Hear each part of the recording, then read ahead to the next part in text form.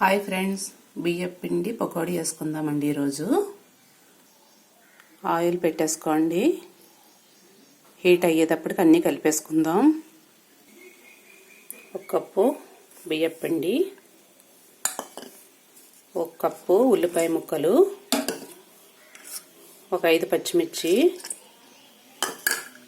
కరివేపాకు, half cup వేడిశనగ గింజలండి, 2 స్పూన్లు, 2 స్పూన్లు జీడిపప్పు, రుచికి సరిపడినంత సాల్ట్,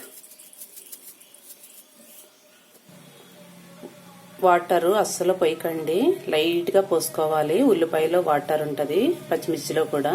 ఇది 2 స్పూన్లు వాటర్ పోసుకోండి, సరిపోతుంది. గట్టిగా కలుపుకోవాలి పిండి. వాటరు కొద్దిగా పోసుకోండి, నాకు సరిపోలేదు 2 స్పూన్లు. పిండి ఇలా గట్టిగా కలుపుకోవాలండి, చాలా చాలా గట్టిగా ఉండాలి. ఆయిల్ మరిగింది, వేసేసుకుందాం. ఇలా ఇలా ఇలా వేసుకోండి, సన్న సన్నగా వస్తాయి నడిచేసుకుని.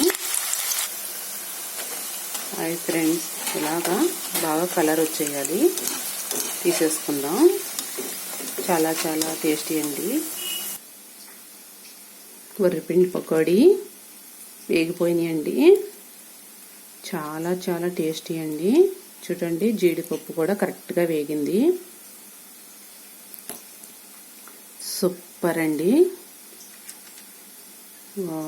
వేడిశనగ గింజ చూడండి, దోరగా బాగా వేగింది. చాలా చాలా టేస్టీ. మీరు కూడా తప్పనిసరిగా ట్రై చేయాలి. చాలా టేస్టీ అండి, ఆరోగ్యానికి కూడా చాలా మంచిది. చిన్నపిల్లలు, పెద్దవాళ్ళు అందరూ తినొచ్చు, కానీ గట్టిగా ఉంటాయండి. మీకు ఇష్టమైతే వేసుకోవచ్చు.